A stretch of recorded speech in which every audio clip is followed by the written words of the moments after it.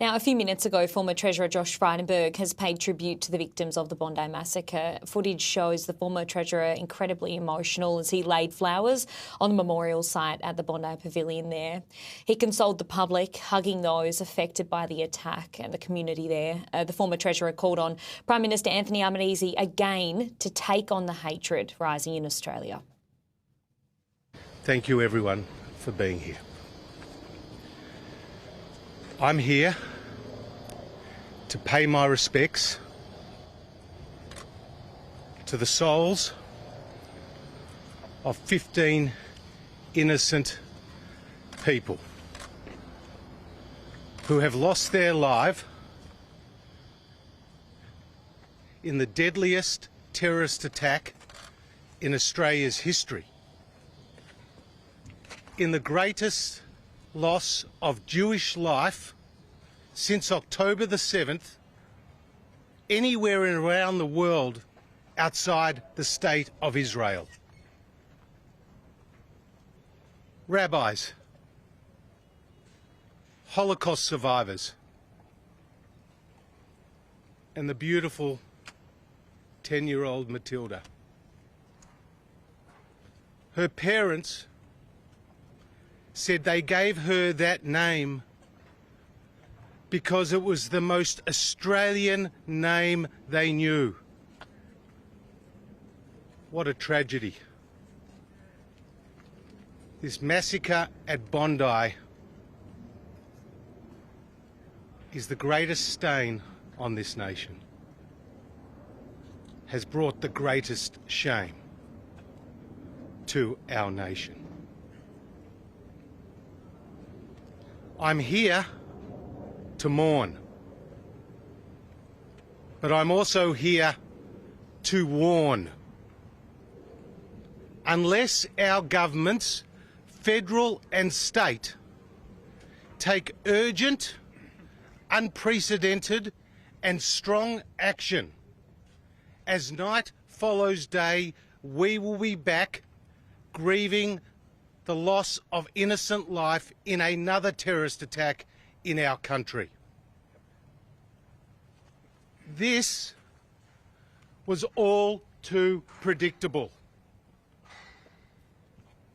Ever since those hours after Hamas's horrific attack on October the 7th, we saw the heinous scenes on the steps of another national icon, the Sydney Opera House, with people celebrating that death and destruction. Who was apprehended that day? None of those who hate Australia and hate Jews, but a simple Jewish man holding in solidarity the Israeli flag. And since that day, we have seen the doxing of Jewish creatives, the cancelling of Jewish artists, the boycotting of Jewish businesses, the graffiting of our schools, the harassment, the intimidation of Jewish students and staff on our university campuses, and of course the firebombing of our synagogues and daycare centres, and daily protests of hate in this, the lucky country which is lucky no more. And for 2.5 years, as the Australian Jewish community and others have raised the alarm bells, they were told by people who should know better that this was not as significant as they had said. We were told, they didn't say gas the Jews on the steps of the Opera House, they simply said, where are the Jews? We've got a university vice-chancellor at the ANU, when one of her students went out publicly and supported a listed terrorist organisation, Hamas, we were told, I don't agree with what she has said, but it's her right under academic freedom to say it. And then we have the nurses in Bankstown calling for the death of Israelis, and we are told it's just a joke. Or when a caravan has a deadly message against Jews, we're told it's just a hoax. Well, the greatest massacre in Australia's history is no hoax. It's no joke. It's a horrible, evil crime.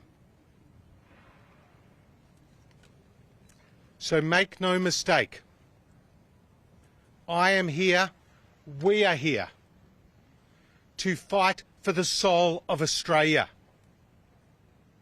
and to fight for the survival of the Australian Jewish community that has been here since the arrival of the First Fleet.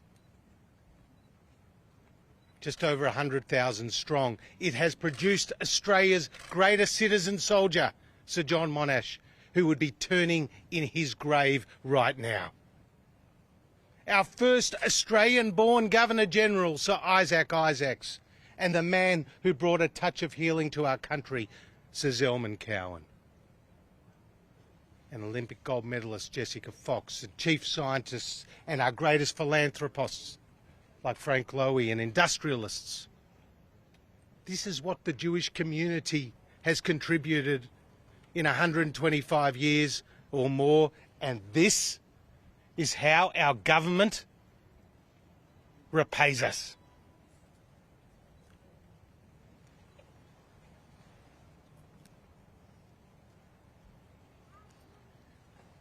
We, as a Jewish community, have been abandoned and left alone by our governments. Our governments have failed every Australian when it comes to fighting hate and anti-Semitism. Our Prime Minister, our government, has allowed Australia to be radicalised on his watch. It's time for him to accept personal responsibility for the death of 15 innocent people, including a 10-year-old child. It's time our Prime Minister accepted accountability for what has happened here. And it's time our leaders stood up and led at last and finally.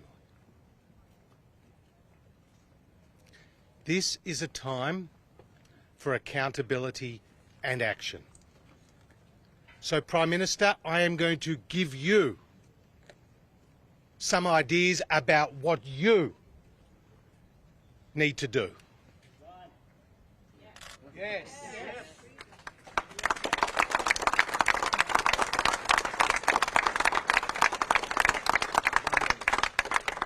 Firstly, Prime Minister, ban the hate preachers.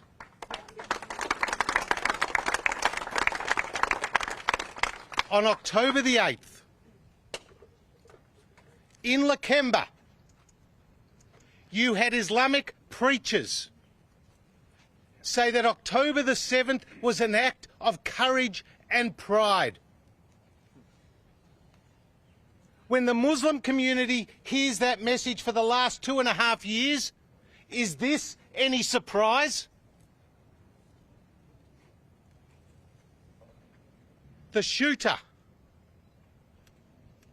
here who did this was linked to a factory of hate in Bankstown. How can that factory of hate be allowed to open its doors for one day more? I say no, I say never.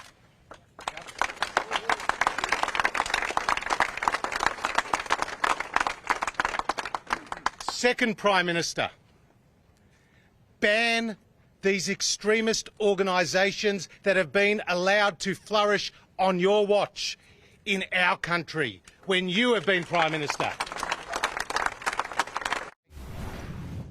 That was Josh Frydenberg earlier. He is still speaking. Let's listen in. So the Prime Minister can't tell us how hard it is anymore, because no one will believe him, and no one is believing him. At the end of the day, he must produce change. He must produce action, and he must ensure that Australia is safer at our universities, in our art sectors, on our streets, in our homes, in our places of worship. This is not hard, Prime Minister. There is a red line between good and evil. We need you, at last, to stand on the side of good, not evil. How would you accurately screen for anti-Semitic views, particularly for people coming into Australia? That's obviously something that you said a little bit earlier. How do you strike a fair balance on that? Well, if you look in the United States, they are now checking much more closely where people are coming from and also the records of what these people have said. We have got people in Australia today, Prime Minister, go and find them out, who have celebrated this attack on Sunday, online. I've seen their messages. What, Prime Minister, are you going to do about them? Why do they have a right to be in Australia with you and me? They don't love Australia, they hate Australia. The people who carried out these attacks don't love Australia, they hate Australia. I heard one of the leading journalists from the ABC say this has nothing to do with religion. Well, you know what that is? That's propaganda. That's not fact. We've heard from the agencies that there was an ISIS flag in the car, and we heard that these people have been training with Islamic extremists. We cannot accept people coming to this country. We cannot accept people staying in this country who do not subscribe to Australian values. This is a matter of self-defence. This is our national interest. This is a matter not just of self-defence, this is a matter of common sense, Prime Minister. Would you be calling for, obviously, the Trump administration to introduce those new laws, particularly about social media screening? Is that something you're calling for? I'm calling for the Prime Minister not to give us any more excuses. I'm calling for our Prime Minister to take action so this never happens again. I'm calling for our Prime Minister to ensure, to the best of our knowledge, whatever means he needs to use, to screen the people coming here, to ensure that people who are staying here are not engaged in incitement and in violence and in hatred. The head of ASIO, the person who is charged with the security and intelligence services for Australia, he said months ago that rising anti-Semitism was his agency's #1 priority and concern. He also said that words lead to violence. So if people are going online and people are not accepting the existence of a Jewish community, if people are calling Zionists, of which Peter Cosgrove is, John Howard is, Nova Peris is, Julia Gillard is, if they're Pauline Hanson is, it doesn't matter. They believe in the state of Israel. If people are coming to this country and they are wanting to prosecute the wars from thousands of miles away here in Australia, and if they're wanting to wave Palestinian flags without an Australian flag, I say no more. Because I'm on Australia's side. Do you acknowledge that any major legislative change would require bipartisan support from both sides of the aisle, similar to after Port Arthur? So this is a really important point. I don't care what your religion is. I don't care what your political allegiance is. I don't care if you're Calathumpian, for goodness sake. All I care about is that you have a moral compass, that you are morally upright, that you believe in Australian values, that you believe in democracy, that you support equal rights for men and women. They are the people that are diggers, that are Anzacs fought for when they fought fascism. They are the people that I fought for when I was in the Parliament. And they are the people that tragically innocent lives have been lost for. Because we have in our country people who have been emboldened, who want to hate and want to harm, and they have to be stopped at all costs. Are you saying that our security services failed Australians? Clearly. I mean, if you ask me that question, I don't know what's in your head. 15 innocent people have lost their lives here, and many more are fighting for their lives in hospital. 3 police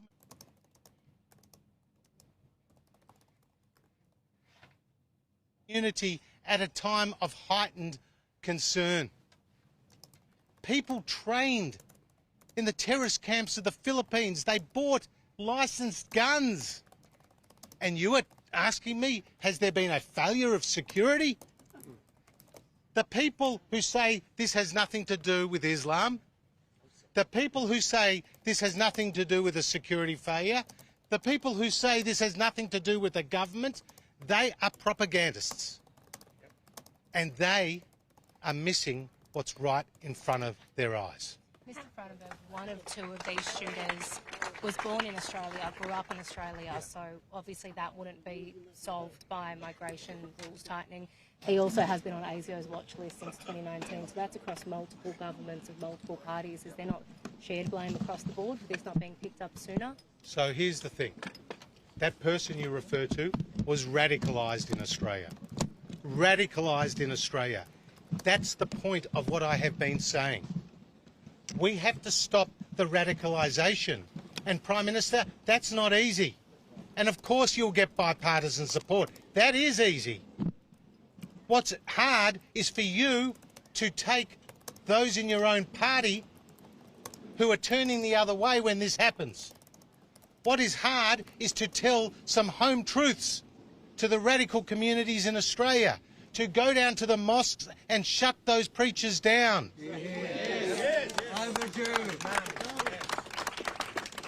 That's what's happened in Australia. Now you ask me about whether the blame can be sheeted across the partisan or political divide. We lost government in 2022. We listed Hamas and Hezbollah on the terrorist watches. In October 2023, Hamas committed their attacks. When the blood wasn't even dry, when Israel hadn't even responded, Prime Minister, your Foreign Minister, Penny Wong, called for Israel's restraint. When an Australian Galit Carbone was gunned to death by Hamas in Israel, the Foreign Minister visited Israel, and the Foreign Minister didn't even dare put in her schedule a visit to pay her respects to the death of a fellow Australian. Shame on her. And when the events at the Opera House happened, and when the doxing happened, and when the boycotts happened, and when the protests happened on a daily basis, and the riot happened in Caulfield, and the synagogues were burned, not enough was done. And that occurred on the Prime Minister's watch. We need leaders who don't just want the job, but are prepared to do the job. Free speech. And if we don't, have that leadership, this is the result. Josh, many of the Jewish community were calling for this leadership for 2 years. The Prime Minister refused to give it repeatedly. As you said, ignored Gillian Siegel's report. There is now 17 dead. Shouldn't he resign? Why should he keep the job when people are now dead?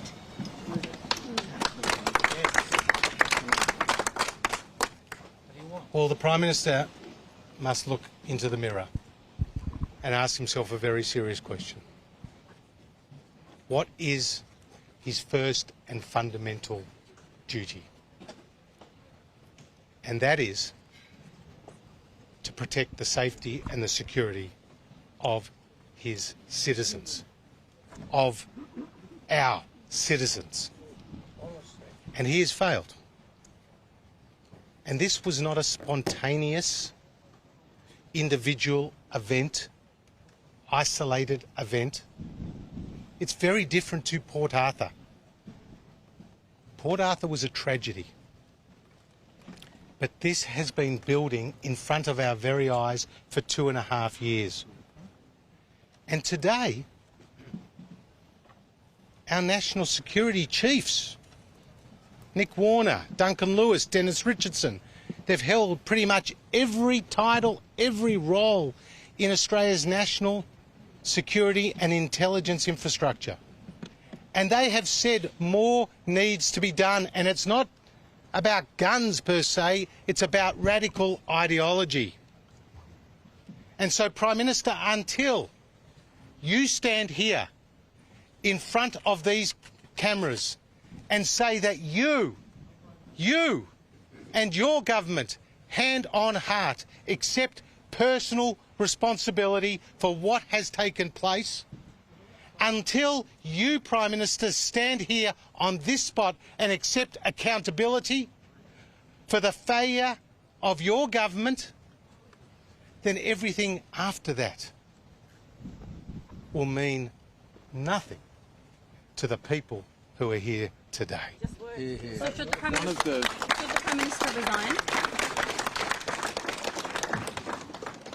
I'll leave others to make those calls. What I've said to the Prime Minister, bear in mind I've sat around the National Security Committee of Cabinet. I've sat with the professionals from our intelligence, from our defence, from our foreign affairs agencies and our law enforcement agencies. Give them the tools to do what they need to do to keep us safe. But Prime Minister, use your position, use your authority, use your pulpit to tell Australians where the red lines are and what will no longer be accepted here in Australia. When I interviewed John Howard for my documentary on anti-Semitism, I asked him what would have he done if he was Prime Minister at the time of October the 7th. And he said his first call would have been to Kim Beazley as the Leader of the Opposition. And it would have been to say, Kim, stand with me in the Prime Ministerial courtyard and let's tell Australians where the red lines are. And if they cross those red lines, then there will be consequences. Yep. And that has not happened. So what the Prime Minister must do now, he must call a royal commission, he must ban the preachers, he must ban the protests, he must prosecute the incitement, he must ban Hizb ut-Tahrir and other right-wing or left-wing organisations that are spewing this hate that are banned in other parts of the world. The Prime Minister must invest in education, put in place much more rigorous immigration checks, including for those who are here, and deport those who are breaching our values and breaching our laws. He needs to respond. He needs to respond to Gillian Siegel's report, and he needs to take action straight away before we are here for another terrorist attack. Mr. Frydenberg, the Sydney Harbour Bridge March. Sorry, who hasn't had a question? Okay. The Sydney Harbour Bridge March was challenged in court by the New South Wales Police, and the court ruled in favour of the march itself. So there's clearly a legal precedent. So what could the Prime Minister do any differently to what's already gone through the New South Wales courts in regards to the march that's going ahead? Well, you just said it yourself, that the state government didn't want the march to go ahead, okay? So you're the state government. You're asking a lot of questions today that you should be able to provide your own answers to.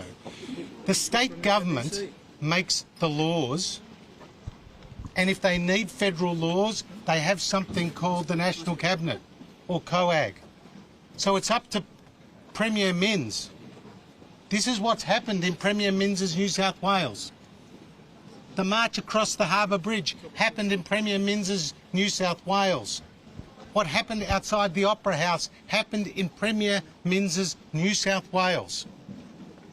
He, as a leader, must push through the laws to not allow these protests. So to challenge the ruling to the court? The courts follow the law. And so you make the law that the courts will follow. And if there are holes in the law, you fill them. That is simple. That is what is needed. That is what should have been done. What is your message to those 100,000 Australians who marched across the bridge? What would you tell them? Well, if you want to support Palestinian statehood, that's fine. If you want to criticise the Israeli government on the prosecution of the war, that's fine. But what we saw on that bridge was not that. We saw chants to the death to the IDF. We saw Hamas, Hezbollah and ISIS flags. We saw members of Albanese's own government standing below an image of the Ayatollah of Iran, whose ambassador has been linked to terrorist attacks here in Australia. So these were not peaceful marches. This is my point. These were not peaceful marches. These were incubators of hate. You've got the head of the Palestinian network here in Australia who goes on British TV who can't even say that Hamas is a terrorist organisation that committed a terrorist attack. And these people are here in Australia. These people have been pictured with Penny Wong. Prime Minister, can't you see what's in front of your eyes? Australia has been radicalised in an unprecedented way in the last 2.5 years on your watch. And you are now responsible for fixing it. And you must fix it. Otherwise, there will be another attack. And we wouldn't have learnt the lessons that are here for everyone to see. And what would have happened if the Prime Minister attended the funeral for the rabbi held half an hour ago, a few blocks from here? He did not show up. Well, I can't speak for that, Aaron, but what I can say to you is that when the Premier of Melbourne, Victoria, turned up at a synagogue memorial service, she was booed. Now, I am not saying people should do that, but what I'm saying is that it's reflective of deep anger here. When each of us got news, as I did, on Sunday night, celebrating a bar mitzvah of a young Jewish man coming of age, when I got news that there was a terrorist attack on our national icon, Bondi Beach, we were all in shock. We were all then in sorrow, and we're all in sadness. But now this has turned to red-hot anger. Because everyone can see what could have been done, which was not done to prevent this. And my message is to every Australian. The events of the last 2.5 years in our country have made you less safe. They have undermined Australian values. They have torn to shreds our social fabric. You don't have to take my word for it as a Jewish Australian or an Australian Jew. Just take the words of one of our most distinguished Australians, Sir Peter Cosgrove, a person who was the Governor-General of Australia, the head of our Defence Force, who said what has happened in Australia in the last 2.5 years would make Hitler proud. He said that. It's a message to every Australian that those in authority, those with the power to make change, have not made those changes, but they've allowed our country to be radicalised, and as a result, our country is so much less safe. Mr. Frydenberg, amongst the people injured on Sunday are 2 police officers. We've just had confirmation that one of them has lost one of his eyes. Well, what's your response to those injured police officers? Well, firstly, I want to thank those police officers that were on the scene straight away. I want to thank the police officers who go to work every day to put their lives on the line to protect their fellow Australians. And my heart goes out to the family of those police officers that have been injured. And this is the consequence of our governments, of our leaders, of the hate preachers, of everyone who has had a hand in what has taken place. And I also want to acknowledge the heroism of those people who on the day tried to stop the shooters. Those husband and wife who lost their life. And a Muslim man, Ahmed I think his name, who tackled so bravely in front of the world that attacker. He deserves our thanks. Because he, yes, and he reminds us, he was a Muslim attacking a Muslim to protect Jews. And you go to Israel and you see side by side on their Supreme Court, in their defence forces, across every aspect of society, Jew and Muslim living side by side. But my point today is it's bigger than this. There is radical Islam, and it has gained more than a foothold in Australia. It's pervasive. It's being preached. It's being taught. It's being practiced. And our governments and our law enforcement and our intelligence agencies and our leaders need to do much, much more.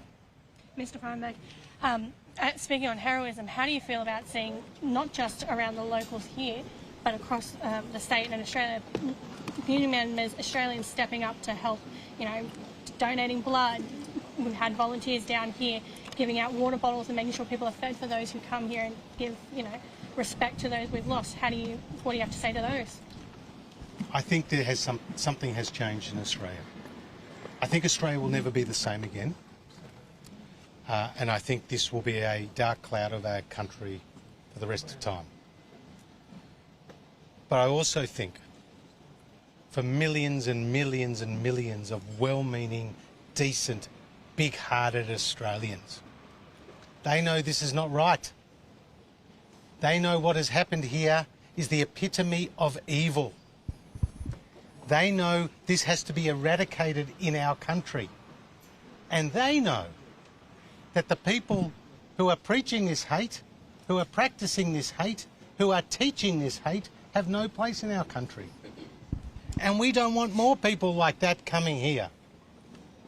And so my message to them is a message of thank you, but it's also a message that the Holocaust survivors who I interviewed in the documentary shared with me. And that is, do not be a bystander. The standard you walk past is the standard you accept. And don't think you are immune from this attack on a Hanukkah festival on the beaches of Bondi, because you are not. And the police officers who are not Jewish are the victims too. There's an amazing man, now long past. He was a Lutheran pastor. His name was Martin Niemöller. Martin Niemöller was protesting against the Nazis. He was imprisoned and he was tortured, and his life was endangered by the Nazis. And after the war, which he survived, he wrote a poem. And in this poem he said, "First they came for the communists, but I did not speak up because I wasn't a communist. Then they came for the trade unionists, but I did not speak up because I wasn't a trade unionist. Then they came for the Jews, and I did not speak up because I wasn't a Jew. And then they came for me, and there was no one left to speak up for me." This is the message from this massacre at Bondi. First, they come for the Saturday people, then they come for the Sunday people. And unless you accept this extreme, violent form of Islamist ideology, you are an infidel. and you are a target. So, Prime Minister, there's more than 26 million, 27 million targets out there for these extremists. It's up to you to make us all more safe. Yes. Well done, Thank you.